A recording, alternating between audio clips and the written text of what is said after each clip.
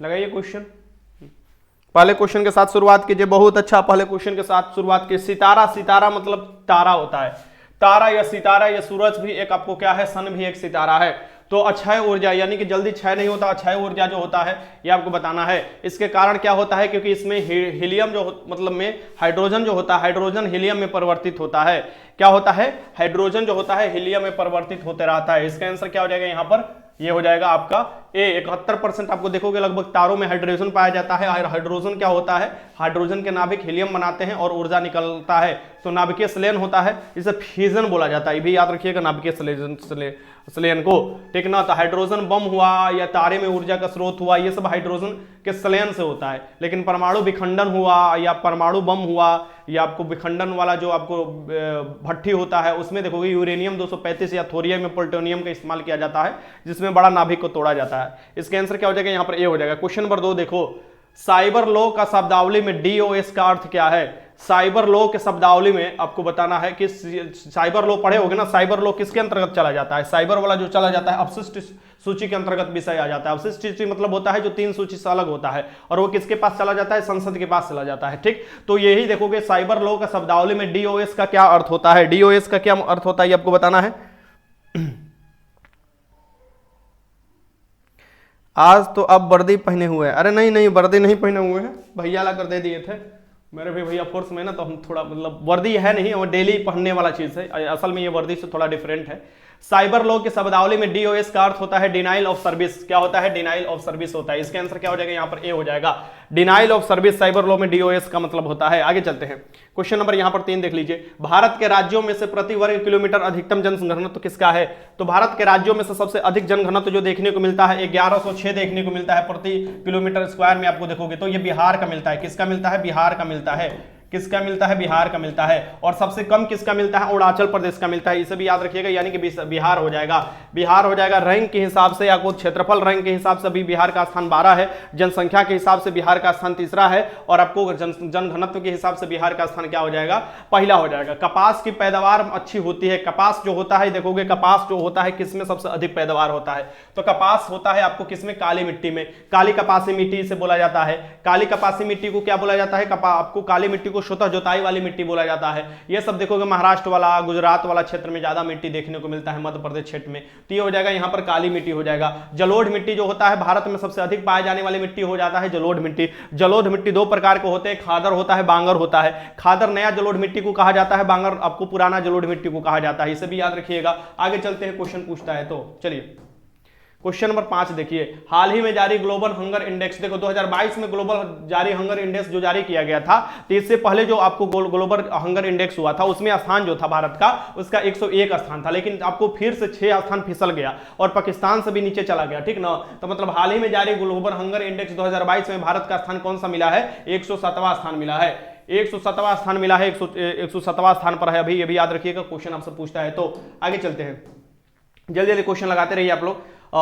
विश्व खाद्य दिवस कब मनाया जाता है, विश्व खाद्य दिवस जो मनाया जाता है ये कब मनाया जाता है, खाद्यान्न और खाद्य के सबके पास पहुंच हो पाए। और विश्व खाद्य दिवस जो मनाया जाता है, वर्ल्ड फूड डे जो मनाया जाता है, इसके लिए जो मनाया जाता है ये 16 अक्टूबर को मनाया जाता है। क्या मनाया जाता है, 16 अक्टूबर को। 16 सितंबर को क्या मनाया जाता है, पर्यावरण मतलब कि वो जो 16 सितंबर को मनाया जाता है ये क्या, ओजोन वाला जो आपको लेयर होता है उसके क्षरण के विरोध में। बहुत अच्छा।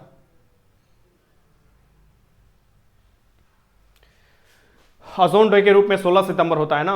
आगे चलते हैं, क्वेश्चन देखो यहां पर 7 देखो। 109वें भारतीय विज्ञान कांग्रेस सम्मेलन का बैठक कहां हुआ था। अति महत्वपूर्ण क्वेश्चन है, जनवरी में ये सब बैठक होता है। तो ये देखोगे 109 पहले रैंक याद रखना, ये कौन सा था, तो भारतीय विज्ञान कांग्रेस सम्मेलन। भारतीय विज्ञान कांग्रेस सम्मेलन का बैठक कहां हुआ था, ये आपको सम्मेलन है ये कहां हुआ था, ये आपको नाम बताना है। तो ये हुआ था आपको, ये लखनऊ यूनिवर्सिटी में हुआ था, यानी कि नवाबों के शहर में हुआ था, यानी लखनऊ में हुआ था। और इससे पहले कहां हुआ था, तो इससे पहले अगर देखा जाए 108 देखा जाए तो ये हुआ था पुणे में। कहां हुआ था, पुणे में हुआ था, महाराष्ट्र के पुणे में हुआ था। इसे भी याद रखिएगा। तो इसका आंसर क्या हो जाएगा, यहाँ पर लखनऊ हो जाएगा। नवाबों के शहर किसे कहा जाता है, लखनऊ को कहा जाता है, ठीक। आगे चलते हैं, यूपी की राजधानी है लखनऊ। यहाँ पर देखो क्वेश्चन नंबर 8 देख लो। 26 जनवरी 2023 के मुख्य अतिथि कौन थे? 26 जनवरी आपको 2023, देखो मुख्य अतिथि बुलाए जाते हैं गणतंत्र दिवस के अवसर पर, क्योंकि 26 जनवरी को ही हमारा संविधान पूर्णतः लागू हुआ था, इसलिए देखो हर 26 जनवरी को हम लोग अतिथि को बुलाते हैं। तो ये अतिथि जो आए थे इसमें बताना है ये कौन से अतिथि आए थे। तो जो 2023 में अतिथि आए थे अब्देल फताह अल सीसी, ये हो जाएगा इसका आंसर, अब्दुल फताह अल सीसी हो जाएगा। 8 के आंसर क्या हो जाएगा? डी हो जाएगा। 8 के आंसर डी हो जाएगा। बहुत अच्छा, बहुत अच्छा। देखो सभी लोग सी लगा रहा है, ये सुमन ए लगा रही है, अरे एक कहाँ ही कहा जाए, ठीक ना।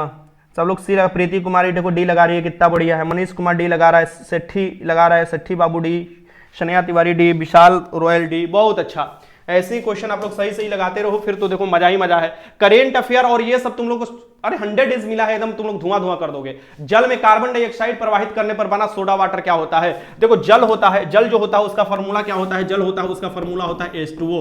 H2O में तुमको प्रवाहित करना है क्या? CO2 प्रवाहित करना है आपको, ठीक ना। तो CO2 जब प्रवाहित करोगे तो ये बन जाता है, इसमें अम्ल क्या सा मिलता है? तो ये पूछ सकता है कि अम्लीय प्रकृति का होता है, क्या होता है? कार्बोक्सिलिक अम्ल अम्लीय प्रकृति का ये हो जाता है। इस बात को ध्यान में रखिएगा, इसका आंसर क्या हो जाएगा? यहाँ पर सी हो जाएगा। यानी कि जो पिप्सी हुआ, या जो तुम्हारा थम्सअप हुआ, या जो तुम्हारा माउंटेन ड्यू हुआ, ये सब पर देखोगे कि ये सब पर जब आपको CO2 मिलाया जाता है पानी में तभी तो ये सब बनाया जाता है ना। और ये जो हो जाता है ये कौन सा अम्लीय प्रकृति का हो जाता है, यानी कि इसका आंसर क्या हो जाएगा? यहाँ पर सी हो जाएगा। आगे देखो क्वेश्चन नंबर 10, 2,4-D है क्या? ये आपको बताना है 2,4-D क्या है, ये आपको लगाना है। लगाते देखते कौन आंसर सही लगा रहा है।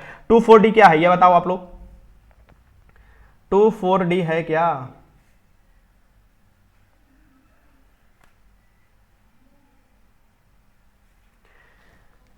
डाइक्लोरोफिनोक्सी इसका फुल फॉर्म होता है, डाइक्लोरोफिनोक्सी इसका एसीटेट फुल फॉर्म होता है। ये बताना है ये क्या है। बहुत अच्छा, राखी मोदी, वरुण, शंकर यादव, खरपतवार नाशक। बहुत बढ़िया, इसमें बहुत लोग गलत भी लगा रहे हैं, ठीक ना। इसका आंसर क्या हो जाएगा? एक खरपतवार नाशक होता है। ये क्या होता है? ये एक 2,4-D क्या है? एक खरपतवार नाशक है, इसे भी याद रखिएगा। आगे चलते हैं, यहां पर देखो क्वेश्चन नंबर, एक मिनट, क्वेश्चन नंबर 11 देख लो। यहां पर भारत के सबसे बड़ा रक्षा प्रदर्शनी जो हुआ था, defence expo. Air India show नहीं पूछ रहा है, एयर इंडिया वाला जो शो हुआ था वो डिफेंस मंत्रालय द्वारा कराया जाता है। तो 2023 वाला कराया गया था बेंगलुरु में, हर 2 साल के बाद कराया जाता है, ठीक ना। ये पूछ रहा है कि भारत के सबसे बड़ी रक्षा प्रदर्शनी जो हुआ था 2022 में, ये हुआ था आपको गुजरात में। गुजरात के कौन सी जगह पर हुआ था? गुजरात के गांधीनगर में हुआ था। कहां हुआ था? गुजरात के गांधीनगर में हुआ था। इसे भी याद रखिए, क्वेश्चन पूछता है, इंपॉर्टेंट क्वेश्चन है, तो हर एग्जाम में आपसे पूछ सकता है क्वेश्चन। ये देखो 12 देख लो, यूरोपीय संघ की साझी मुद्रा क्या है? यूरोपीय संघ में बहुत से यूरोपीय देश आते हैं, सो यूरोपीय संघ में देखोगे ये आपको साझी मुद्रा, यूरोपीय संघ से देखोगे कौन निकल गया है? ब्रेक्जिट हुआ है, यानी ब्रिटेन निकल गया, ठीक ना। तो ये आपको बताना है कि इसमें इनका साझी मुद्रा क्या है। तो इनकी साझी मुद्रा जो है बहुत सी यूरोपीय कंट्री का, ये हो जाएगा यूरो होता है, इसे भी याद रखिएगा, यूरो। आगे चलते हैं, क्वेश्चन नंबर 13 देख लो। सुरकुटदा किस लिए प्रसिद्ध है? देखो भैया पहले बता देते हैं, अगर लाइन कट गया बीच में ही हम निपट लेंगे, यानी कि बीच में सब बंद हो जाएगा। इससे पहले कि लाइन कटे उससे पहले हम लोग जल्दी से इस क्वेश्चन को देख लेते हैं, सभी क्वेश्चन को। सुरकुटदा किसके लिए प्रसिद्ध है? सुरकुटदा से क्या मिला है? सुरकुटदा से मिला है घोड़े का अवशेष, घोड़े की हड्डियों का अवशेष मिला है। सिंधु घाटी की सभ्यता का ये सभी स्थल होता है। सिंधु घाटी सभ्यता हमारा जो है कांस्ययुगीन सभ्यता है, ये आप लोगों को पता होना चाहिए। सिंधु घाटी सभ्यता नगरीय सभ्यता है। और सिंधु घाटी सभ्यता कैसे पता चला कि सिंधु घाटी सभ्यता जो है ऋग्वैदिक सभ्यता से पहले है? तो सिंधु घाटी सभ्यता में मृद भांड मिले हैं। सिंधु घाटी सभ्यता की लिपि अभी तक पढ़ा नहीं गया, ठीक ना, तो भाव चित्रात्मक लिपि है सिंधु घाटी सभ्यता। आप लोग जानते हैं सिंधु नदी के किनारे सिंधु घाटी सभ्यता, हड़प्पा जो है रावी नदी के किनारे है। 13 का आंसर क्या हो जाएगा? यहाँ पर बी हो जाएगा। क्वेश्चन नंबर 14 देख लो, इम्यूनोलॉजी के जनक कौन है? इम्यूनोलॉजी के जनक कौन है? पहले नाम बताओ। इम्यूनो सिस्टम कब होता है? जब तुम अपने अंदर कुछ ना कुछ उसके विरुद्ध में, मान लो कि कोई रोग है उसके विरुद्ध में तुम अपना टीका लगवाते हो। यानी कि टीका की खोज किसने किया था? सबसे पहले तो लुईस कौन किया था? एडवर्ड जेन्नर ने किया था। और एडवर्ड जेन्नर ने किसकी खोज किया था? एडवर्ड जेन्नर ने किया था आपको कौन सी टीका की खोज किया था? तो चेचक के टीके की खोज किया था। और यहां पर इसका आंसर हो जाएगा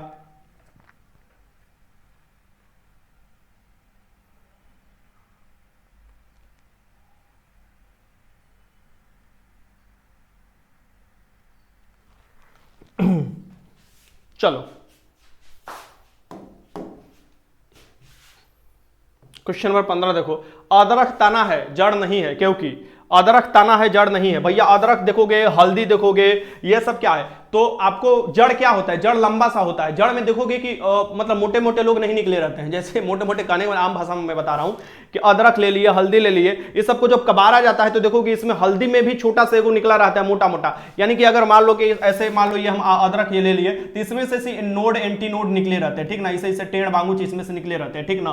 तो ये क्या होते हैं, इसमें क्या होते हैं, अदरक ताना है, जड़ नहीं है, क्योंकि इसमें नोड और एंटरनोड निकले होते हैं। ये याद रखिएगा, एंटरनोड और नोड निकले होते हैं। इसका आंसर क्या हो जाएगा, यहां पर बी हो जाएगा। आगे चलते हैं, क्वेश्चन नंबर 16 देख लो।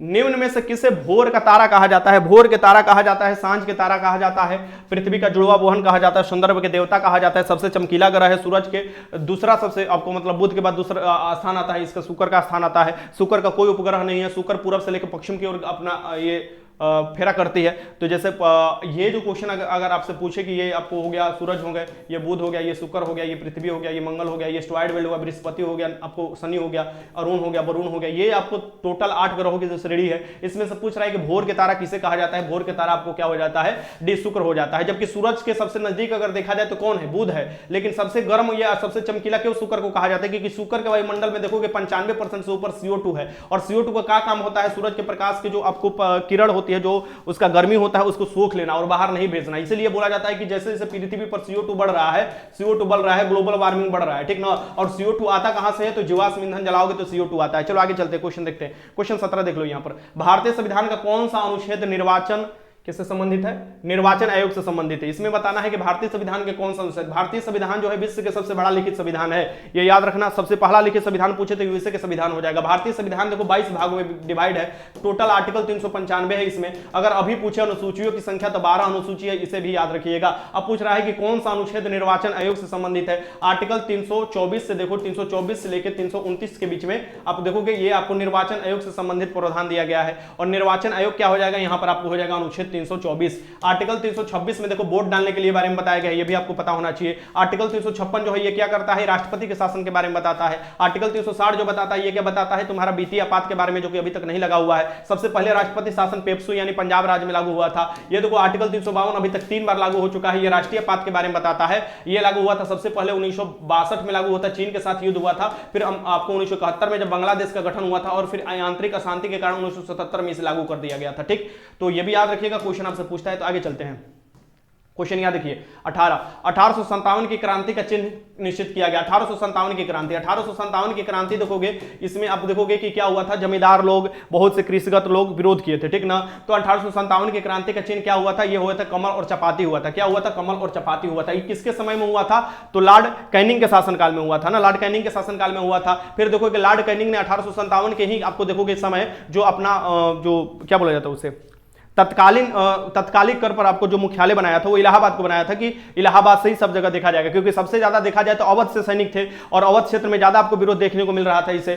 जैसे लखनऊ हुआ, अपना जो बिहार से देखोगे बाबू वीर कुंवर सिंह थे, और भी जगह से झांसी से देखोगे ये ज्यादा विरोध देखने को मिला था, ठीक ना। तो फिर इसके बाद 1858 का एक्ट भी आया। 1858 के एक्ट के द्वारा यह कह दिया गया कि अब जो शासन होगा वो महारानी विक्टोरिया के हाथों से ही होगा, मानी महारानी जो विक्टोरिया होगी उनके नामों पर होगा, यानी कि जो आपको रानी बैठती थी इंग्लैंड में, अब उनके देखरेख में शासन किया जाएगा। राज्य की जो हड़प नीति लाया गया था लॉर्ड डलहौजी को, उसे कह दिया गया कि उसे बंद कर दिया गया। असल में ऐसा कुछ हुआ नहीं था। आगे देखो क्वेश्चन नंबर 29 देखो, नाट्य शास्त्र के रचनाकार कौन है। नाट्य शास्त्र के रचनाकार कौन है ये आपको बताना है। नाट्य शास्त्र जो है इसके रचनाकार कौन है, तो भरत मुनि को बोला जाता है नाट्य शास्त्र के रचनाकार। किसे बोला जाता है, भरत मुनि को नाट्य शास्त्र का रचनाकार बोला जाता है। इसे भी याद रखिएगा, आगे क्वेश्चन पूछता है। तो इसके आंसर 20 लगाइए। साबुन ग्रीज को हटाता है। साबुन जो क्या करता है, ग्रीज को हटा देता है, मतलब मैल जो होता है उसको हटा देता है। साबुन जो तुम्हारा मैल होता है उसको हटा देता है। एक तो याद रखना कि साबुन जो होता है ये घुल जाता है जल्दी से, क्योंकि पृष्ठीय तनाव क्या हो जाता है, कम हो जाता है अगर देखा जाए तो, इसलिए घुल जाता है और मैल को बाहर कर देता है। बट यहां पर दे रहा है कि साबुन ग्रीज को हटाता है, किसके कारण, पाइसीकरण के कारण हटाता है। किसके कारण, पाइसीकरण के कारण होता है। और इससे भी देखोगे कि जो तुम्हारा पेट में भी जो पाइसीकरण होता है ना भैया, तुम्हारा पेट में पाइसीकरण तो होता ही होगा। तो ये पाइसीकरण मतलब होता है कि छोटे छोटे टुकड़े भागों में बंटना, ठीक ना। इसका आंसर क्या हो जाएगा यहां पर, सी। आगे देखते हैं क्वेश्चन नंबर यहां पर 21 देख लो। मृत मछली से निकलने वाली दुर्गंध के यौगिक कौन होते हैं। जो मृत मछली से निकलेगी दुर्गंध के यौगिक ये बताना है। मछली खाने जाते होगे या मछली जहां कटाता होगा दूर दूर तक दुर्गंध आता होगा। आखिर दुर्गंध आने का मुख्य कारण क्या है, तो मृत मछली से निकलने वाली दुर्गंध के यौगिक का कारण आपको बताना है। इसमें से कौन हो जाएगा, ये जो हो जाएगा ये हो जाएगा अमीनो यौगिक हो जाएगा। अमीनो यौगिक हो जाएगा, अमीनो बहुत सा यौगिक हो जाएगा इसमें से दुर्गंध निकलने के कारण। बताओ क्या आंसर होगा,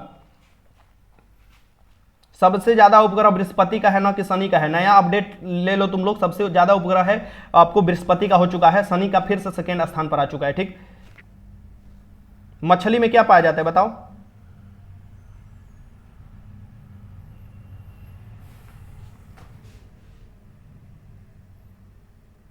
कुंदन पुलिस लवर, हमको बहुत गुस्सा आता है मछली के नाम पर, काहे कांटा गड़ गया था का तुमरे? इसका आंसर ये हो जाएगा। आगे चलते हैं, देखते हैं क्वेश्चन। मछली में देखो विटामिन ए भी पाया जाता है और मछली में विटामिन डी भी पाया जाता है। ठीक ना, आगे देखो क्वेश्चन नंबर 22, निम्न में से कौन सा लोक या जनजातीय नृत्य कर्नाटक से संबंधित है? ये कौन सा लोक जनजातीय नृत्य है जो कि कर्नाटक से संबंधित है? पीसी कल्चर में मछली का आपको पालन किया जाता है, इसे भी याद रखिएगा, मछली पालन किया जाता है। निम्न में से कौन सा लोक नृत्य या जनजातीय नृत्य जो है ये संबंधित है?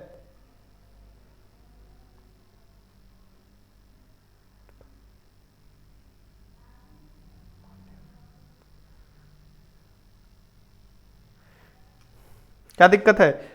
निम्न में से कौन सा लोक या जनजातीय नृत्य कर्नाटक से? कर्नाटक से कौन सा? यक्षगान है, कर्नाटक से यक्षगान है, ये लोक नृत्य जनजातीय नृत्य। लौंडा डांस किससे संबंधित? अपना बिहार से है लौंडा डांस, ये याद रखना। और भी पूछता है अलग अलग जगहों से, जैसे कि देखो आठ जो शास्त्रीय है उसे याद कर लेना, आठ शास्त्रीय पूछता है, जैसे असम से होता है सतरिया हो जाता है, मणिपुर से मणिपुर हो जाता है, आपको उड़िया से उड़ीसा हो जाता है, भारत नृत्यम सबसे पुराना हो जाएगा तमिलनाडु से, फिर हो जाता है कथकली। कथकली कहाँ हो जाता है? केरल से हो जाएगा। कुचिपुड़ी पूछे तो आपको आंध्र प्रदेश से हो जाएगा। मोहिनी अट्टम पूछे वो भी केरल से हो जाएगा। और फिर एक होता है कथक, कथक होता है उत्तर प्रदेश से, उत्तरी भारत से। ये आपको सात जो आठ आपको शास्त्रीय नृत्य शैली है, इसे भी याद रखिएगा, क्वेश्चन आपसे पूछता है तो। 23 देख लो, निम्न में से क्या उच्च न्यायालय और उच्चतम न्यायालय के अधिकारिका के अधीन आता है? उच्च न्यायालय और उच्चतम न्यायालय दोनों का, यानी सुप्रीम कोर्ट की बात करें जो दिल्ली में स्थित है, सुप्रीम कोर्ट में अभी देखो जजों की संख्या को टोटल कितना हो सकता है? 34 हो सकता है। जज की संख्या कौन बढ़ा घटा सकता है? संसद के हाथों में होता है। फिर आप देखोगे जो सुप्रीम कोर्ट है ये दिल्ली में स्थित है। फिर बात करो हाईकोर्ट का, टोटल अभी हाईकोर्टों की संख्या 25 है। और अगर हम बात करें हाईकोर्ट का, कहां है दांत चिपुर रहे हो तुम लोग? लौंडा डांस, मेरे यहाँ इतना ठंड है कि ओले पड़ रहे हैं, सीमा कुमारी, ब्रेव गर्ल, नागिन डांस, ये सब देखो, इस सब को कुछ भी आना चाहिए ना, डांस बस आ जाना चाहिए। ठीक ना, डांस आ जाना चाहिए। डांस अगर एगो आ गया डांस ना, फिर अपन जिक्के छोड़कर ये सब नाचने शुरू कर देता है। ठीक, अरे का ही तुम लोग को बोला जाए। निम्न में से उच्चतम न्यायालय देखो, उच्च न्यायालय और उच्चतम न्यायालय, उच्च न्यायालय उच्चतम न्यायालय मूल अधिकार के क्षेत्र में। मूल अधिकार देखो कैसे, तो आर्टिकल 32 के तहत आप 5 रेट जारी किया जाता है, आप कहां जा सकते हैं? तो सुप्रीम कोर्ट में जा सकते हैं, सुप्रीम कोर्ट में जा सकते हैं। वहीं आर्टिकल 226 के तहत आपको देखिएगा उल्लंघन होता है आपका मूल अधिकार का, तो इसमें भी 5 रेट जारी किया जाता है, आप कहां जा सकते हैं? सो हाईकोर्ट में जारी कर जाकर अपना बहाल करा सकते हैं। ठीक ना, तो ये दोनों के लिए दिया गया है, आपको देखिएगा इनको अधिकार दिया गया है। ठीक ना, इसे याद रखिएगा, क्वेश्चन आपसे पूछता है तो। ठीक, तो यहां से चलते हैं, आगे बढ़ते हैं। क्वेश्चन नंबर 24, कौन सा खनिज एल्युमिनियम का अयस्क है? कौन सा खनिज जो है एल्युमिनियम का अयस्क है? एल्युमिनियम जो होता है देखो, तुमको रेलगाड़ी का डिब्बा इस समय एल्युमिनियम के बनाया जा रहा है क्योंकि हल्का होता है, मजबूत होता है। और एल्युमिनियम के देखोगे हवाई जहाज के कल पुर्जे बनाए जाते हैं। एल्युमिनियम जो होता है इसमें पहले देखोगे एल्युमिनियम के तार से विद्युत प्रवाहित होता था। ठीक ना, अब एल्युमिनियम का अयस्क इसमें जो हो जाएगा ये हो जाएगा बक्साइट। बक्साइट जो होता है एल्युमिनियम का अयस्क होता है। ठीक है, हेमेटाइट, मैग्नेटाइट, सिडेराइट, आयरन पैराइट्स, ये जो अयस्क होते हैं ये आपको आयरन का होते हैं, यानी लोहा के होते हैं। ठीक ना, ये याद रखिए, ये भी क्वेश्चन पूछता है कि हेमेटाइट, मैग्नेटाइट, सिडेराइट, आयरन पैराइट किसका अयस्क होता है? लोहा का होता है। ठीक, आगे चलते हैं। यहां देखो क्वेश्चन नंबर 25 देख लो, जिन संसाधनों का प्रयोग बार बार निरंतर किया जा सकता है उसे क्या कहते हैं? बार बार और निरंतर किया जा सकता है भैया। जिन संसाधन का प्रयोग बार बार कर सकते हैं और निरंतर कर सकते हैं, यानी कंटिन्यूअस कर सकते हैं और उसका बार बार उपयोग भी कर सकते हैं, उसे इस संसाधन को कहा गया जाता है? लगाना है आप लोगों को। बहुत अच्छा, 24 का बी लगा रही है चंदा कुमारी।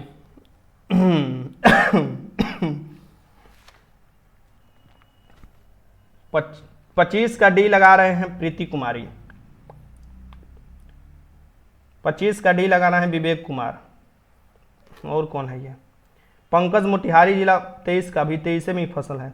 अनी अंगरू लगा रही है, ये भी डी लगा रही है। के विकास भी डी लगा रहा है। पटेल भी डी ही लगा रहे हैं। बताओ इसका आंसर क्या होगा?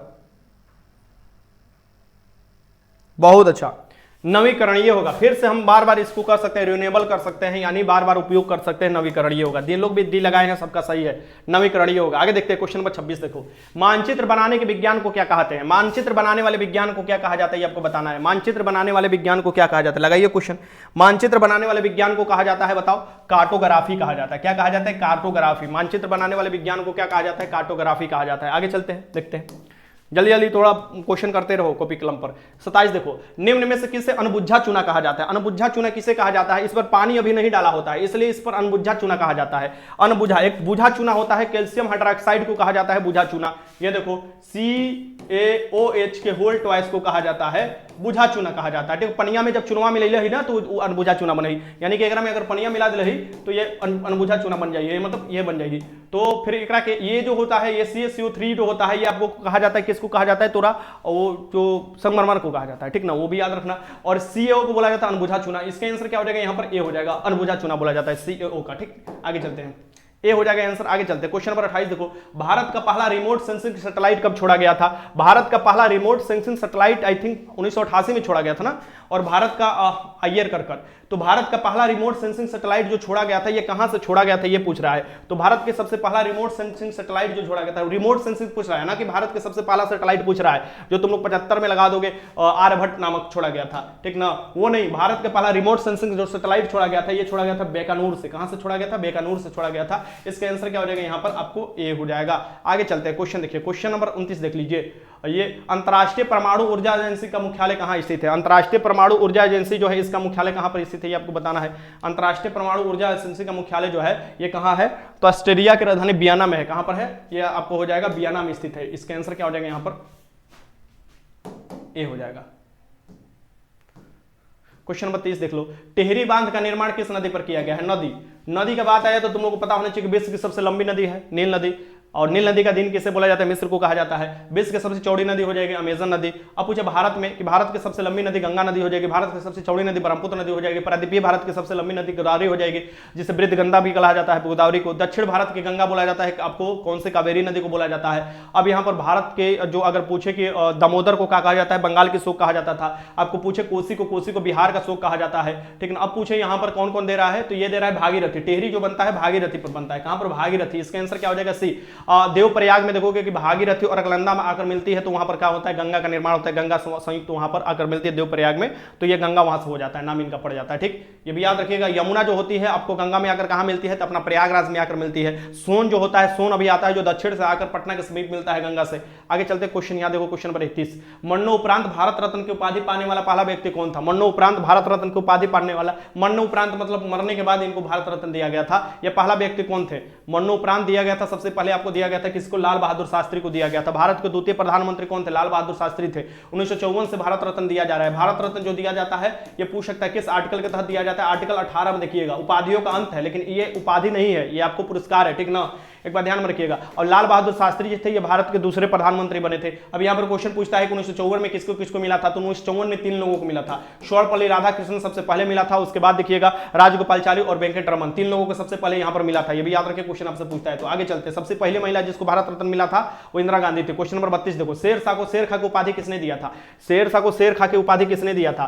ठीक ना, शेरशाह को शेरखा फरीद नाम था इनका। शेर को शेरखा की उपाधि जो दिया गया था, एक ही बार में शेर को मार दिए थे, कहा जाता है बाघ को मारे थे। और शेरशाह का मुकाबला सासाराम में स्थित है, तो ये थे आपको बहार नुहानी, ये मोहम्मद बहार नुहानी द्वारा दिया गया था। इसका आंसर क्या हो जाएगा? यहाँ पर ए हो जाएगा, मोहम्मद बहार नुहानी द्वारा इनको शेरखा की उपाधि दिया गया था। क्वेश्चन नंबर 33 देख लो, मुख्यमंत्री भिक्षावृत्ति, अरे भैया ये देखो, हाँ क्वेश्चन 33 है कि मुख्यमंत्री भिक्षावृत्ति निवारण योजना किस राज्य का शुरू किया है? मुख्यमंत्री भिक्षावृत्ति जो निवारण योजना है, यानी कि कोई भिक्षा नहीं मांगेगा, ये भिक्षावृत्ति जो होता है भिक्षा मांगना होता है, ठीक, ये याद तो होता है, ठीक, इसको निवारण करना यानी कि खत्म करना है। इसके लिए जो योजना की शुरुआत किया गया है ये कौन सा? तो अपना बिहार किया है, ये अपना बिहार है, बिहार में ये शुरुआत किया गया है, यानी कि इसका आंसर क्या हो जाएगा? यहाँ पर बी हो जाएगा। मुख्यमंत्री भिक्षा निवारण योजना कौन से शुरुआत किया है? बिहार में। बिहार दिवस कब मनाया जाता है? 22 मार्च को मनाया जाता है, याद रखिए। क्वेश्चन नंबर 34 देखिए, वर्तमान में केंद्रीय सड़क परिवहन और राज्य मंत्री कौन है? वर्तमान में केंद्रीय सड़क परिवहन और राजमार्ग मंत्री कौन है ये आपको बताना है। केंद्रीय सड़क परिवहन और राजमार्ग मंत्री जो है नितिन गडकरी जी हैं। बहुत अच्छा व्यक्तित्व वाले व्यक्ति नितिन गडकरी जी हैं। इसका आंसर क्या हो जाएगा यहाँ पर? आपका सी। आगे देखते हैं क्वेश्चन नंबर 35 देखो, गौतम बुद्ध वन्यजो अभ्यारण्य कहां पर स्थित है? गौतम बुद्ध वन्यजो अभ्यारण्य कहां पर स्थित है ये बात बताना है। गौतम बुद्ध वन्यजो अभ्यारण्य कहां पर स्थित है? तुम लोग का एक बार ऑप्शन देख लेते हैं, तुम लोग क्या लगा रहे हो, ठीक, ये थोड़ा थोड़ा जल्दी जल्दी तुम लोग आंसर लगाओ, काफी ज्यादा क्वेश्चन है आज।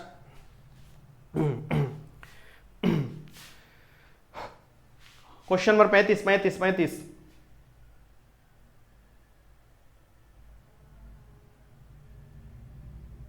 सर मेरा एक बेबी है, बहुत मुश्किल होता है आपका क्लास देखना। अब क्या किया जाए, तुम आपके पास बेबी है तो हमारे पास भी ये सब बेबा बेबी देखिए रहा है सब, ये सब भी हमको परेशान कर रख देता है फ़ोन कर बार बार। तो क्या कीजिएगा, अब इसी सब के साथ चलना होगा ना, मतलब सबका साथ सबका विकास। अब उसको समझाइए, उसको भी कराइए कि उसको कहिए कि चलो अभी से तैयारी में लग जाओ। बहुत अच्छा, सब लोग डी लगा रहा है, बहुत अच्छा बहुत अच्छा। शाहिद गया लगाया है, बेके विकास गया लगाया, बहुत अच्छा। जूनियर विराट चौहान सी लगा रहे हैं। अब इनको का ही कहा जाए, इनको क्या कहा जाए, चंपारण लगा रहे हैं। बताओ, ये हो जाएगा गया, गया में स्थित है। और गया में ही महात्मा बुद्ध को क्या मिला था, ज्ञान की प्राप्ति मिला था ना गया में, आपको देखोगे तो इसका आंसर क्या हो जाएगा, यहाँ पर डी हो जाएगा। क्वेश्चन नंबर 36 देखो, बिहार के पहले उप मुख्यमंत्री कौन थे? बिहार के पहले मुख्यमंत्री का नाम पूछता है, बिहार के पहले उप मुख्यमंत्री का नाम पूछता है। जयराम दौलत राम जो दास थे, ये अब बिहार के पहले आपको क्या थे, आपको राज्यपाल थे, ठीक ना। बिहार के पहले उप मुख्यमंत्री जो थे ये थे अनुग्रह नारायण सिंह। कौन थे? अनुग्रह नारायण सिंह थे। ये भी याद रखिए, क्वेश्चन आपसे पूछता है। बिहार के पहले जो मुख्यमंत्री थे श्री कृष्ण सिंह थे, श्री कृष्ण सिंह। आगे चलते हैं, इसका आंसर क्या हो जाएगा, ए हो जाएगा। आगे देखते हैं क्वेश्चन नंबर 37 देख लो। 2011 जनगणना के अनुसार बिहार की जनसंख्या पूछ सकता है। अभी तो जनगणना का आपका आएगा पूरा डाटा, तो ये सब क्वेश्चन बदल जाएगा, बट याद रखना 2011 जनगणना के अनुसार जो बिहार की जनसंख्या है वो कितना है। तो 2011 जनगणना के अनुसार बिहार की जनसंख्या होगा आपको 10,40,99,452। 10,40,99,452 है। और पूरे भारत में अगर देखा जाए तो ये आपको क्षेत्रफल की दृष्टि से तो भारत आता है, बिहार आता है पूरे भारत में 12वां स्थान। लेकिन अगर पॉपुलेशन की दृष्टि देखा जाए, ये एरिया की दृष्टि से है, ये एरिया की दृष्टि से, पॉपुलेशन की दृष्टि से देखा जाए तो ये आ जाता है आपको तीसरे स्थान पर। और अगर डेंसिटी की दृष्टि से देखा जाए, डेंसिटी यानी पॉपुलेशन डेंसिटी की दृष्टि से देखा जाए, ये आ जाता है पहले स्थान पर, ठीक ना। तो ये सब आपको होता है, ये सब आप लोगों का देन है, आप लोगों का मेहनत है, आप लोगों का कर्तव्य है, आप लोगों का ये इच्छा शक्ति है कि बिहार इतना तीव्र गति से आपको जनसंख्या के मामले में बढ़ रहा है, ठीक नहीं। इसमें मेरा कोई योगदान नहीं है। क्वेश्चन नंबर 38 देखो, भारत में भूदान आंदोलन या ग्रामदान आंदोलन किसने शुरुआत किया था? भारत में भूदान आंदोलन देखोगे, ग्रामदान आंदोलन यानी कि जिसके पास ज्यादा भूमि हो, गरीबों को भूमि दान कर दे, स्वेच्छा से दान कर दे, स्वेच्छा से ये चीज कर दे। ये भूदान आंदोलन की शुरुआत 1951 में हुआ था। पोचमपल्ली जो गांव था सबसे पहला, वो तेलंगाना का, वहां से ये शुरुआत हुआ था 1951 में।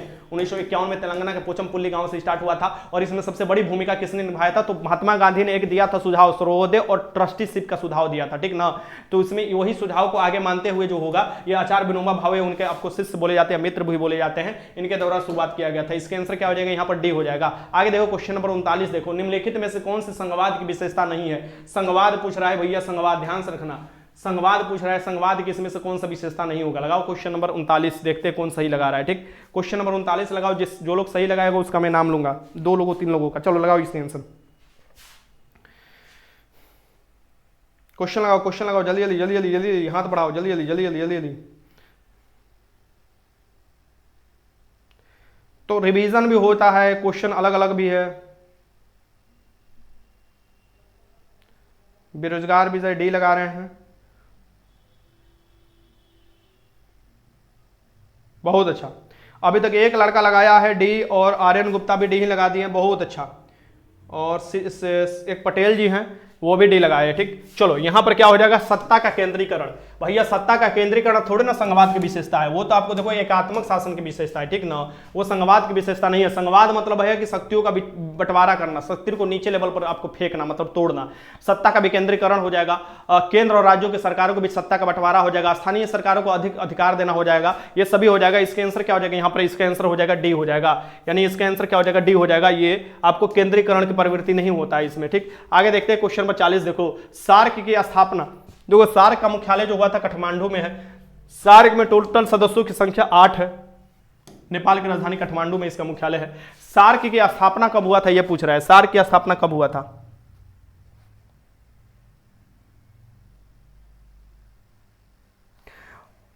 ओ केंद्रीकरण नहीं होगा, विकेंद्रीकरण हो जाता है, डी रॉन्ग है, वरुण कुमार। अच्छा ठीक है, हम बताते हैं, अभी तुम्हारा डी रॉन्ग है। 1 मिनट, पूछ क्या रहा था ये पहले देखे, यहां देखो क्या पूछ रहा है।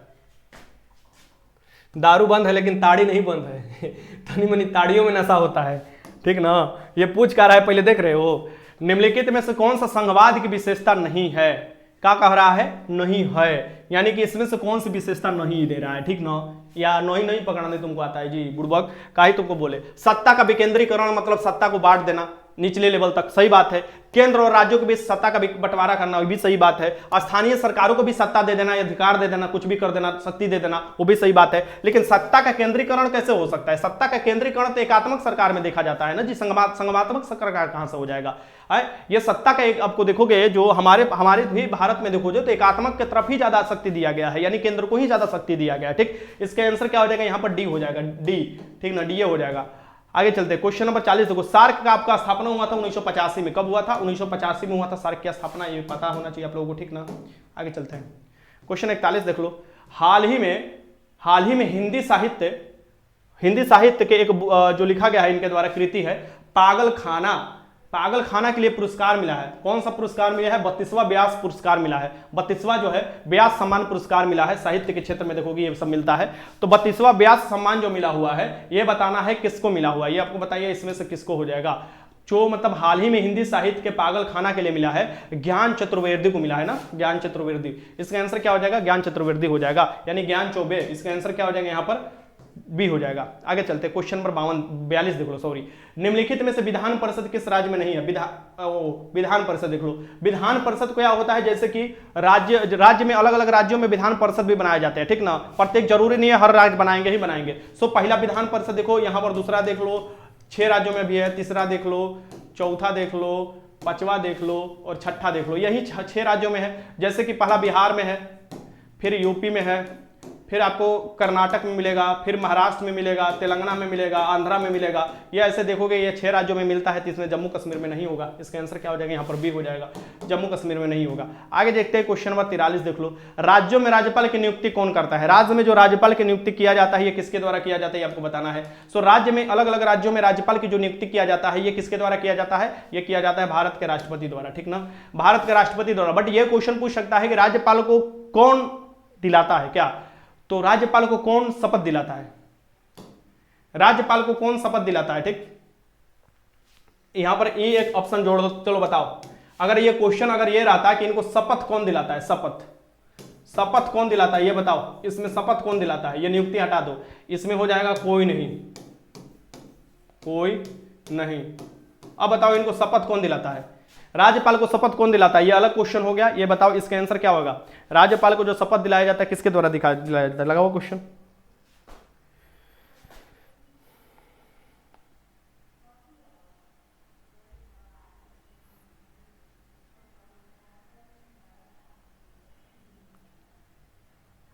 सेठी जी लिख रहे हैं 43 का ई, जो हम क्वेश्चन पूछे हैं, देख लो। तो इसमें बहुत लोग लगा रहे हैं आंसर, सही लगा रहे हैं, बहुत लोग ई लगा रहे हैं, लेकिन बहुत लोग ई नहीं लगा रहे हैं। ई वाला आंसर हो जाएगा इनमें से कोई नहीं, क्योंकि राज्यपाल को जो शपथ दिलाया जाता है वो उसी राज्य के जो मुख्य न्यायाधीश होते हैं, यानी उसी राज्य के जो आपको हाई कोर्ट है उसके मुख्य न्यायाधीश शपथ दिलाते हैं। नियुक्ति राष्ट्रपति करते हैं, राष्ट्रपति के पश्चात अपना पद ये धारण करते हैं राज्यपाल, ठीक ना, केंद्र के एजेंट के रूप में। बट यहां पर यह बात ध्यान में रखने की चाहिए कि आपको जो इनको शपथ दिलाया जाता है उसी राज्य के जो हाई कोर्ट होता है उसके मुख्य न्यायाधीश दिलाते हैं, न कि आपको भारत के मुख्य न्यायाधीश दिलाते हैं। इस बात को ध्यान में रखिए। 43 का आंसर क्या हो जाएगा? यहां पर मैंने जो बताया आपको सी हो जाएगा। क्वेश्चन नंबर 44 देख लो। निम्नलिखित देशों में से किस देश में प्रत्यक्ष लोकतंत्र स्थापित है? यह बताना है निम्नलिखित देशों में से किस देश में प्रत्यक्ष लोकतंत्र। प्रत्यक्ष लोकतंत्र कहने के मायने जो है कि तुम लोग डायरेक्ट अपना वोट डालने जाओगे, यानी डायरेक्ट जो है प्रतिनिधि को चुनोगे, यानी डायरेक्ट अपनी बातों को पहुंचा सकते हो, यानी अपने बात भी मनवा सकते हो डायरेक्ट की सबसे ज्यादा जिसके पक्ष में वोट होगा उसका बात माना जाएगा। तो डायरेक्ट जो होता है ये स्विट्जरलैंड में स्थित है। कहां पर है डायरेक्ट जो है? ये स्विट्जरलैंड में। हम अपने प्रतिनिधि के माध्यम से जब भेजते हैं उसे इनडायरेक्ट बोला जाता है। डायरेक्ट मतलब कि हम जो अपना बात है उसको समक्ष जो है सरकार के समक्ष रख सकते हैं, ठीक ना। ये आपको इसका आंसर क्या हो जाएगा? यहां पर सी हो जाएगा। आगे देखते हैं क्वेश्चन नंबर 45। पदार्थ का जड़त्व उसकी किस भौतिक राशि का मापक होता है? डायरेक्ट लोकतंत्र आपको देखने को मिलता है छोटे छोटे आपको देशों में ज्यादातर देखने को मिलता है, जहां पर संख्या लिमिट हो, क्योंकि उनसे बात पूछना या बात कोई भी जानकारी लेना बहुत आसान हो जाता है, ठीक ना। पदार्थ का जड़त्व उसकी किस भौतिक राशि का आपको माप है? तो जड़त्व जो होता है क्या होता है? विरोध करना मतलब होता है। तो ये क्या हो जाएगा? द्रव्यमान होगा। इस स्थिति को द्रव्यमान, यहाँ पर द्रव्यमान नहीं होगा, द्रव्यमान हो गया यहाँ पर, ठीक ना। तो ये क्या होगा? पदार्थ का जड़त्व जो किस भौतिक राशि का मात्रक है, ये आपको सी हो जाएगा उसका आंसर, द्रव्यमान। क्वेश्चन नंबर 46 लगाओ। जी जो बड़ा वाला जी होता है, बड़ा वाला जी आता है, इसका मान क्या होता है? बड़ा वाला जो जी होता है इसका कांस्टेंट वैल्यू होता है, और इस कांस्टेंट वैल्यू इसका होता कितना है ये आपको पूछ रहा है। बड़ा वाला जी का जो कांस्टेंट वैल्यू होता है वो कितना होता है? लगाइए क्वेश्चन, क्या दिक्कत है? बड़ा वाला जी का वैल्यू जो होता है, सिंपल सी बात है, इसका जी का वैल्यू होता है 6.67 इंटू 10 के पावर -11। ये जो होता है ये आपको बड़ा वाला जी का वैल्यू होता है, न्यूटन मीटर प्रति किग्रा होता है, ये याद रखिएगा, क्वेश्चन आपसे पूछता है तो ठीक।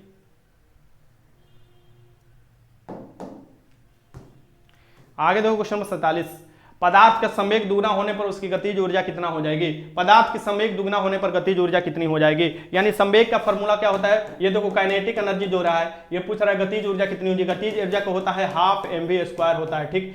अब आपको पूछ रहा है ये कितना बोला, संवेग दे रहा है, संवेग को होता है mv। अब इस फॉर्म में इसे लिख सकते हैं तो पता भी चल जाएगा। वैसे भी ऐसे भी तुम अपना जब फिजिक्स की थोड़ा न्यूमेरिकल बनाते हो तो आराम से झट से 1 मिनट में, मतलब 1 मिनट का 10 सेकंड में ये आंसर निकल जाएगा।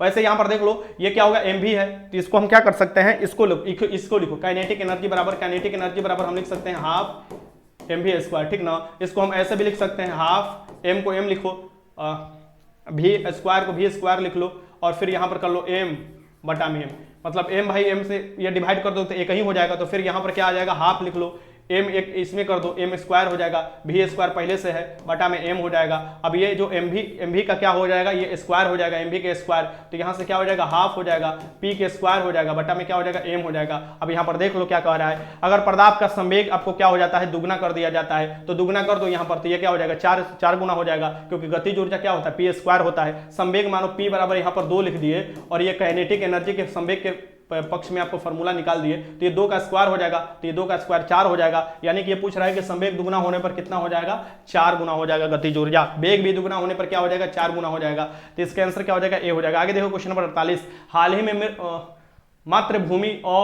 मातृभूमि book of the year award 2023 किसे दिया गया, ये बताना है ये किसे दिया गया है। हाल ही में मातृभूमि ऑफ बुक अवार्ड 2023 किसे दिया गया है, ये आपको बताना है, ठीक।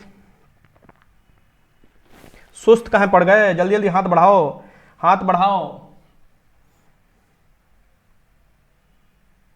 बहुत अच्छा, चलो ठीक है, यह दिया गया है डॉक्टर पैगी मोहन को दिया गया है। इसका आंसर क्या हो जाएगा, यहां पर सी हो जाएगा, डॉक्टर पैगी मोहन को दिया गया ये पुरस्कार, ठीक। आगे चलते हैं, आगे देखिए क्वेश्चन नंबर 49, हाल ही में फ्रेंच ओपन 2022, देखो फ्रेंच ओपन अभी हुआ नहीं है 2023 वाला, देन तो तुम 2022 वाला देख सकते हो। अभी की डेट में, जिस डेट में मैंने आपको अभी कराया, आज मान लो कितने तारीख है भैया, तब देख लो, तो यहां पर जो अभी पूछ लो, देखो 22 भी पूछ सकता है, 23 भी पूछ सकता है, लेकिन अभी 23 नहीं हुआ है, तो देख लो ये हाल ही में फ्रेंच ओपन 2022 में एकल खिताब किसने जीता है, तो फ्रेंच ओपन 2022 में किसने जीता है आपको बताना है। तो ये जीता है किसके द्वारा, राफेल नडाल द्वारा दिया गया है। राफेल नडाल कहां के आपको खिलाड़ी है, तो स्पेन के खिलाड़ी है, इसे भी याद रखिएगा। फ्रेंच जो है आपको राफेल नडाल ने 2022 का जीता था। आगे देखते हैं क्वेश्चन नंबर 50 देख लो, शून्य समूह में रखे जाए वाले तत्व को किस नाम से जाने जाते हैं। जो शून्य समूह होता है, शून्य समूह जो होता है उसमें क्या होता है, स्टेबल के रखे जाते हैं। स्टेबल माने जिनका ऑक्टेट पूरा होता है, और ऑक्टेट पूरा हुआ है कैसे, हीलियम हुआ, नियोन हुआ, आर्गन हुआ, क्रिप्टोन हुआ, जेनोन हुआ, रेडोन हुआ, ये सब जो होते हैं ये शून्य में रखे जाते हैं। तो शून्य में रखे जाने वाले कौन से निष्क्रिय गैस होते हैं, क्या होते हैं, ये निष्क्रिय गैस होते हैं, ठीक। इसे याद रखिएगा, निष्क्रिय 18वें आपको देखोगे भाग में रखा जाता है, निष्क्रिय होता है। ये देखो क्वेश्चन नंबर आपको देखो 51, तत्व X की बाहर कक्षा में 4 इलेक्ट्रॉन है। तत्व X है, इसकी बाहर कक्षा में 1 2 3 4 इलेक्ट्रॉन है, या इसे भी लिख सकते हो इसकी बाहरी कक्षा में कितने इलेक्ट्रॉन है, तो इलेक्ट्रॉन यहाँ पर X रख लो, 1 2 3 4, एक बाहर कक्षा में 4 इलेक्ट्रॉन है।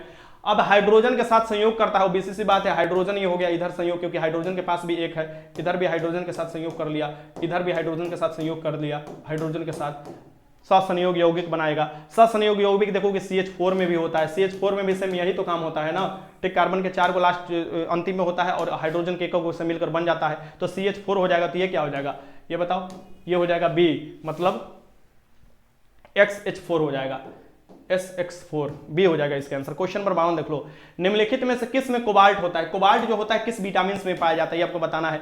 सो कोबाल्ट पाया जाता है ये आपको विटामिन B12 में, विटामिन B12 में साइनोकोबालिन इसका नाम है, विटामिन B12 का, और रक्त की कमी होने पर भी इसका आपको उपयोग किया जाता है, आपको विटामिन B12 का आपको दिया जाता है गोली। और विटामिन सी का नाम है एस्कॉर्बिक एसिड, अस्कॉर्बिक अम्ल जिसे बोला जाता है। और हीमोग्लोबिन जो है ये खून का भाग होता है। क्लोरोफिल जो होता है आपको देखोगे आपको किस में पाया जाता है, क्लोरोफिल जो पाया जाता है ये देखोगे पौधे में पाया जाता है, क्लोरोफिल में मैग्नीशियम भी पाया जाता है, ठीक ना।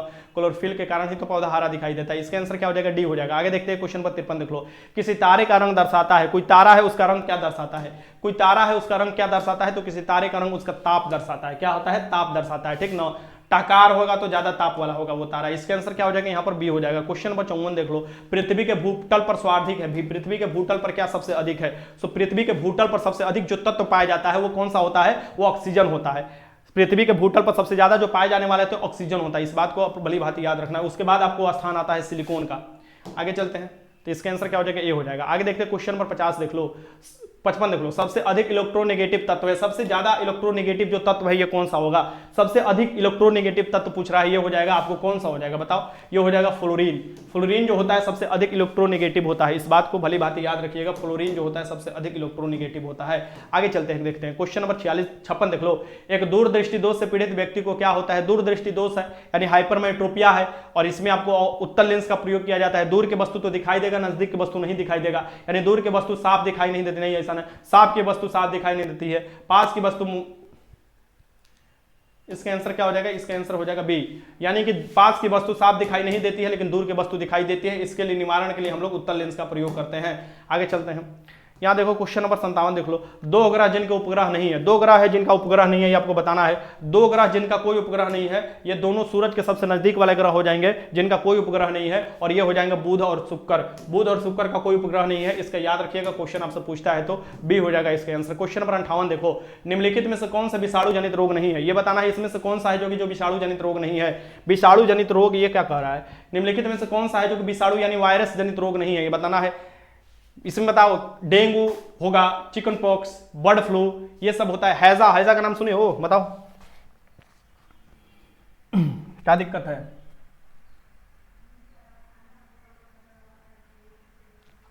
बहुत अच्छा, बहुत अच्छा। हैजा, हैजा नहीं होगा, बैक्टीरिया कारण होता है, हैजा नहीं होगा, इसमें से क्या हो जाएगा, हैजा नहीं होगा। आगे चलते हैं, देख लो कुछ कुछ जो रोग होता है किसके कारण होता है, देख लो विषाणु से होने वाले रोग जो होते हैं, कौन कौन होते हैं विषाणु से होने वाले रोग, यहां पर ध्यान से देख लो। पहले नंबर रेबीज होगा, कुत्ता काटने से भी ये रोग होता है। खसरा होगा, हर्पिस होगा, मेनिंजाइटिस होता है, हेपेटाइटिस होता है, ट्रोकोमा होता है आंख की बीमारी, पोलियो है, एड्स है, चेचक है, छोटी माता है, डेंगू ज्वर है, गलसोत है, इन्फ्लुएंजा है, ये सभी जो होते हैं वायरस जनित रोग होते हैं, ठीक ना, ये सभी क्या होते हैं, वायरस जनित रोग होते हैं। आगे चलते हैं, क्वेश्चन 59 देख लो। मनुष्य के लिए अति आवश्यक पोषक तत्व है, मनुष्य के लिए अति आवश्यक पोषक तत्व क्या है, मनुष्य के शारीरिक विकास के लिए, मनुष्य के ढांचागत विकास के लिए सबसे अधिक महत्वपूर्ण तत्व जो होते हैं ये कौन होते हैं, वसा होता है, वसा से सबसे अधिक एनर्जी मिलता है, कार्बोहाइड्रेट होता है, प्रोटीन होता है, खनिज होता है, ये आपको अति आवश्यक तत्व हो जाता है शरीर के लिए, इसे भी याद रखिए, सी का आंसर हो जाएगा। क्वेश्चन नंबर 60 देखो, 16वां आईपीएल 2023 का आयोजन कहां किया गया था, 16वां आईपीएल 2023 का आयोजन कहां किया गया था, अभी जो आईपीएल हुआ था उसका आयोजन कहां किया गया था, भारत में किया गया था, चेन्नई सुपर किंग्स ने वो जीता है मेन, तो ये कहां किया गया था, ये भारत में किया गया था, ठीक। अभी थोड़े ना लॉकडाउन है या पार्शियल लॉकडाउन है कि दूसरे देश में जाकर होगा, इसके आंसर क्या हो जाएगा, यहां पर बी हो जाएगा। आगे देखो क्वेश्चन नंबर 61, हाल ही में सिद्धरामैया जो है किस राज्य के 22वें मुख्यमंत्री बने हैं, तो देखोगे कहां पर, तभी चुनाव जो हुआ था कर्नाटक में, तो कर्नाटक में कांग्रेस जीत जाता है, ठीक ना, तो कर्नाटक में कांग्रेस जीत जाता है तो सिद्धरामैया जो है ये मुख्यमंत्री बनाया जाता है 22वें। आपको देखोगे ये कहां के, कर्नाटक के, कर्नाटक में देखोगे कर्नाटक की राजधानी बेंगलोर है, बेंगलोर को सिलिकॉन सिटी कहा जाता है, बेंगलोर जो होता है वहां पर ही इसरो का मुख्यालय भी देखने को मिलता है। क्वेश्चन है यहां पर देखो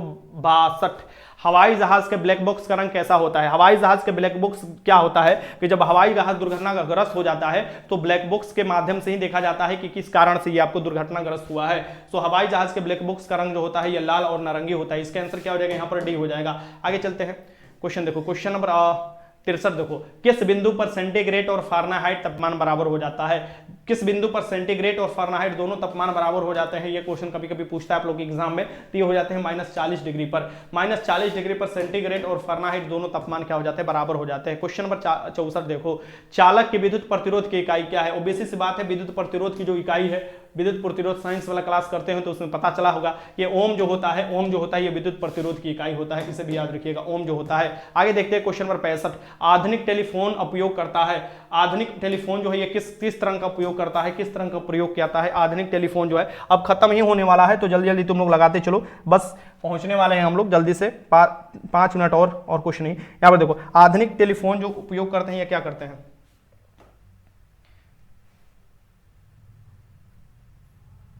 रोते नहीं, जो हो गया हो गया, कौन रो रहा है जी,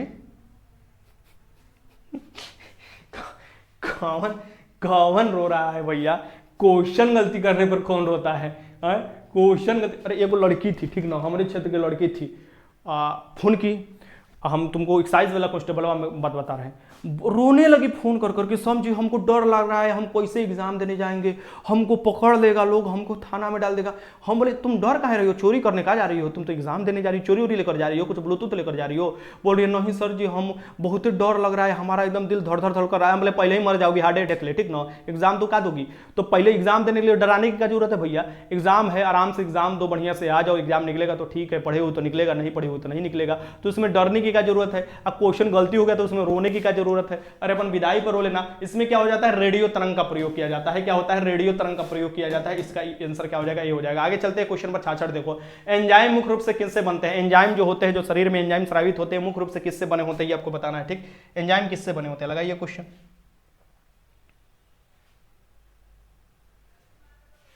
कौन थी सर, देख लो ये सब महा चौपट है, तुम लोग एक मिलजुल कर, सनया तिवारी ही मिलती है, अरे बेचारी लड़की है, उस पर ज्यादा मत जुलुम किया करो, तुम लोग को पाप लगेगा, बलवा झड़ जाएगा तुम लोग को, ठीक ना। देखो हमरो बलवा झड़ रहा है, एक दो बार हमको भी शराब दी थी। एंजाइम जो होते हैं मुख्य रूप से किससे बनते हैं, एंजाइम जो होते हैं मुख्य रूप से प्रोटीन से बनते हैं। किससे बनते हैं, प्रोटीन से बनते हैं, इस बात को ध्यान में रखना। और प्रोटीन किससे बनता है, तो 20 अमीनो अम्ल जो मिलता है तो प्रोटीन बनता है, इसका भी याद रखिएगा। इसका आंसर क्या हो जाएगा, बी। प्रोटीन सबसे अधिक कहां मिलता है, तो सोयाबीन में मिलता है। और प्रोटीन जो होता है तुम्हारा कोशिका का या उत्तक का या तुम्हारे शारीरिक विकास में सबसे अधिक योगदान देता है, ढांचागत विकास में।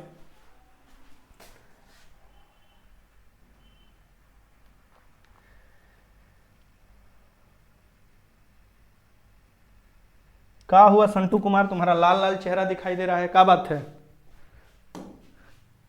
ज्यादा बुजुर्ग हो गए होगा, ये सब बुजुर्ग होने की निशानी है।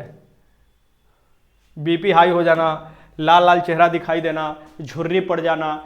हीरा किसका उपरूप है, हीरा बताना है किसका उपरूप है, तो ये कार्बन का उपरूप है। हीरा किसका अपरूप है, कार्बन का उपरूप है, ठीक। हीरा किसका अपरूप है, कार्बन का। हीरे में जो चमक होती है कौन होती है, टोटल इंटरनल रिफ्लेक्शन के कारण होती है।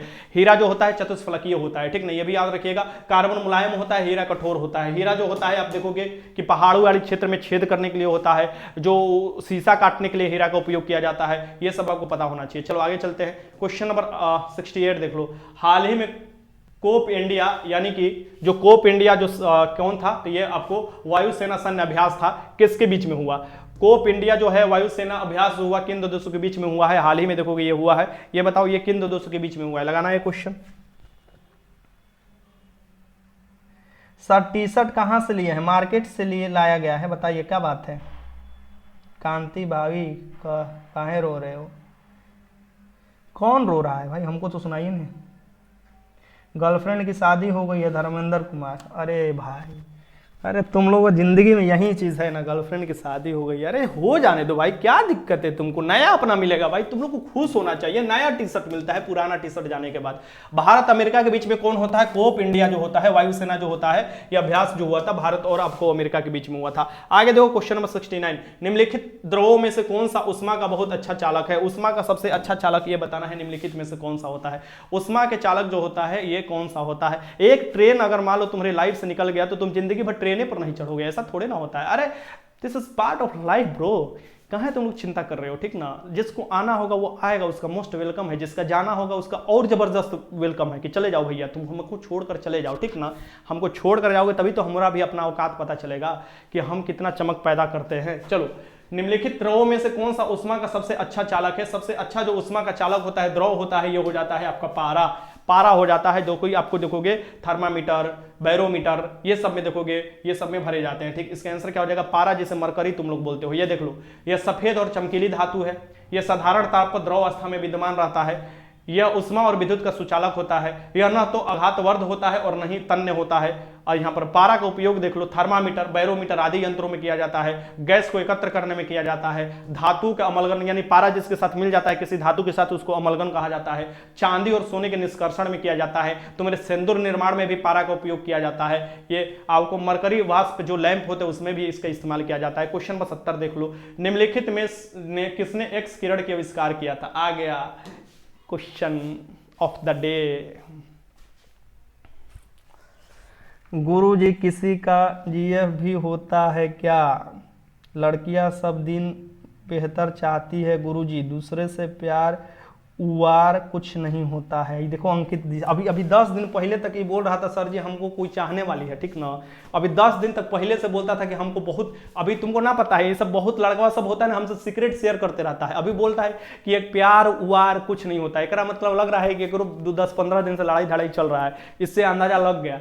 निम्नलिखित में से किसने एक्स किरण की, एक्स जो होता है एक्स किरण रोग, एक्स जब तुमको मतलब आप समझ लो, इसका खोज जो होगा रोएंटजन ने किया था। किसने किया गया था? रोएंटजन द्वारा किया गया था, ठीक। इसका आंसर क्या हो जाएगा यहाँ पर? रोएंटजन हो जाएगा बी।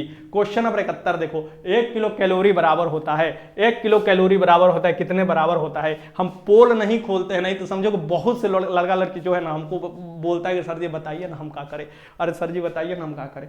अरे 1 किलो कैलोरी जो बराबर होता है, लमसम जो बराबर होता है 4184 जूल के बराबर होता है, तो हम लोग 4.2 जूल लिख देते हैं, ठीक ना। तो 4184 जूल का बराबर होता है। इसका आंसर क्या हो जाएगा? बी हो जाएगा।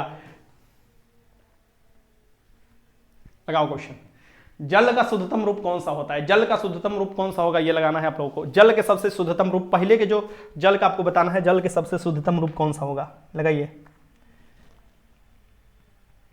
बस कीजिए ना सर, और कितना क्वेश्चन है, बस बस अब खत्म होने वाला है, बस ट्रक होने वाला है। चलो यहां पर जल का शुद्धतम रूप जो होता है ये होता है आपका वर्षा का जल होता है, ठीक। वो एसिडिक रेन की बात नहीं कर रहा है, शुरुआत वर्षा के जल नहीं होता है। पहले के वर्षा का जल क्या होता है? शुद्ध होता था, पहले लोग वर्षा के जल इकट्ठा करते थे। आगे देखो क्वेश्चन नंबर 73, चटका हुआ कांच चटकीला प्रतीत होता है। चटका हुआ कांच जो होता है चटकीला प्रतीत होता है, ये किस कारण से होता है? चटका हुआ कांच जो होता है चटकीला प्रतीत होता है। चटका मतलब टूटा हुआ कांच जो चटक जाता है ना, जिसके बीच में धारी पड़ जाता है, ठीक। वो चमकीला इसलिए क्योंकि उसमें प्रकाश के पूर्ण आंतरिक परिवर्तन होने लगते हैं, यानी कि प्रकाश जो होता है बाहर नहीं लौट कर आता है। ये क्या होता है? प्रकाश जब अंदर जाता है तो ऊपर में घुमड़ियाते रहता है, ठीक। तो इसका आंसर क्या हो जाएगा यहाँ पर? प्रकाश के पूर्ण आंतरिक परिवर्तन होता है चटका हुआ प्रकाश में, ये चीज देखने को मिलता है। हीरा में भी देखने को होता है, मेरे मरीचिका बनते समय देखने को होता है। यहाँ पर देख लो, टोटल इंटरनल रिफ्लेक्शन यानी पूर्ण आंतरिक परिवर्तन के उदाहरण देख लो, हीरे का चमकना देख लो, रेगिस्तान में मरीचिका देख लो। ये पूर्ण आंतरिक परिवर्तन एक जगह और दिखाई देता है, पूछो कहां दिखाई देता है? बता दे तुम लोगों को, छोड़ो हटाओ नहीं बताएंगे, बता देंगे तो तुम लोग कहोगे कि सर ये कैसा है, ये तो हम लोग कभी महसूस नहीं किए। रेगिस्तान में मरीचिका देखो तथा ठंडे देशों में आपको मरीचिका दिखाई देता है। अब तीसरा देखो, कांच का चटका हुआ भाग चमकीला दिखाई देता है, पानी में रखी हुई परखनली चमकीला दिखाई देती है। प्रकाशीय तंतु पूर्ण आंतरिक परिवर्तन के सिद्धांत पर काम करते हैं, जो ऑप्टिकल फाइबर वाला होते हैं, और पानी में हवा भरे बुलबुले चमकती है, कालिक से पोता हुआ गोला चमकता है। ये बताओ, ये सभी पूर्ण आंतरिक परिवर्तन के उदाहरण है। क्वेश्चन नंबर 74 बताओ, सूर्य की ऊर्जा उत्पन्न होती है, सूर्य में ऊर्जा जो उत्पन्न होती है कैसे होती है? देखो ये चड़क नीति का लिख रहा है, मुस्कुराना हर एक लड़की की अदा है, लड़का इसे प्यार समझा वो गद्दा है। मेरा एक्स का शादी हो गया। चलो बढ़िया है, रो बैठकर। यहाँ पर सूर्य में ऊर्जा उत्पन्न होता है नाभिकीय संलयन द्वारा होता है। क्या होता है? नाभिकीय संलयन द्वारा होता है। इसका आंसर क्या हो जाता है? बी हो जाएगा, ठीक ना। इसका आंसर क्या हो जाएगा? बी हो जाएगा। आगे देखो क्वेश्चन, सूर्य में नाभिकीय जो होता है ऊर्जा होता है नाभिकीय संलयन द्वारा होता है। हाइड्रोजन जो है 71% होता है, हीलियम 26%। हाइड्रोजन हीलियम में बदलते रहते हैं। एक समय ऐसा आता है कि हाइड्रोजन भी खत्म हो जाता है, फिर नाभिक जो हीलियम होता है उसका संलयन होने लगता है, फिर एक समय आता है कि हीलियम भी खत्म हो जाता है, ठीक। इतने अधिक ताप पर हाइड्रोजन नाभिक का संलयन हीलियम के रूप में होता है, हीलियम नाभिक बनता है। ये देखो क्वेश्चन नंबर 75, बिहार के सबसे अधिक, ये बताओ बिहार के सबसे उत्तरी जिला कौन सी है? बिहार के सबसे उत्तरी जिला कौन सी है आपको बताना है। ये रफली मान लो बिहार हो गया, ये मान लो ये आपको आयताकार किस्म के बिहार हो गया, ठीक ना। ये बिहार हो गया, ये हो गया गंगा नदी, मान लो ऐसे ऐसे गंगा नदी जा रही है, तो ये उत्तरी बिहार हो गया, ये दक्षिणी बिहार हो गया, ये मान लो पूर्वी बिहार हो गया, ये पश्चिमी बिहार हो गया। अब ये जो बिहार है इसमें देखो पूछ रहा है क्या, एक मिनट, हाँ ये देखो बिहार के सबसे उत्तरी जिला कौन सी है? तो बिहार के सबसे उत्तरी जो जिला है, बिहार के सबसे उत्तरी जो जिला है ये आपको देखोगे यहाँ पर पड़ता है, और ये जो पड़ता है ये पश्चिमी चंपारण पड़ता है, ठीक। ये याद रखिए, क्वेश्चन हमसे पूछता है। सबसे पश्चिमी जिला वो देखोगे गया पड़ता है, यहाँ पर सबसे पश्चिमी जिला पड़ता है। सबसे पूर्वी जिला यहाँ पर तो पड़ता है, क्या पड़ता है? सबसे पूर्वी जिला देखोगे यहाँ पर किशनगंज पड़ता है, जो सबसे अधिक बारिश भी होता है, ये भी याद रखना। कैमूर जिला सबसे, यहाँ पर देखोगे कैमूर जिला पड़ता है, ठीक। यूपी का भी बॉर्डर लगता है कैमूर जिला का। आगे देखते हैं क्वेश्चन यहाँ पर 76 देखो, बिहार की सर्वाधिक वर्षा वाले जिला कौन सी है? बिहार की सर्वाधिक वर्षा वाला जिला का नाम आपको बताना है। सबसे अधिक जो जिला है बिहार में ये जो बारिश होता है ये बताना है।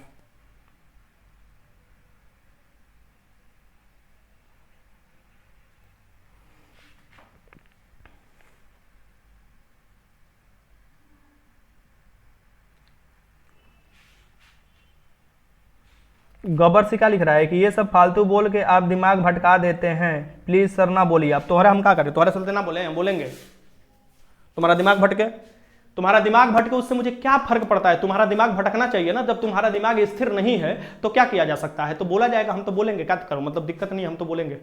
सिंपल सी बात है भाई, तुमको पसंद आए चाहे ना आए, हम बोलेंगे। चलो यहां पर बिहार के सर्वाधिक वर्षा वाला जिला निम्नलिखित में से कौन सा है। बिहार के सबसे वर्षा जो होता है, सबसे पूर्वी जिला हो जाता है किशनगंज। किशनगंज में सबसे अधिक वर्षा होता है, इस बात को आप लोग याद रखिएगा। इसका आंसर क्या हो जाएगा, सी हो जाएगा। किशनगंज जिला जो हो जाएगा सबसे अधिक। हमारा दिमाग ना भटक रहा है, तुम्हारा दिमाग भटक रहा है। हम पढ़ा रहे हैं, हमारा दिमाग ना भटक रहा है। जितना लड़कियों से पढ़ रहा है उसका दिमाग ना भटक रहा है, तुम्हारे दिमाग बढ़ जा रहा है, ठीक ना। लगता है तुम लोग भी डीलिंग मारने। चलो बताओ कितना स्कोर किए 76 में से।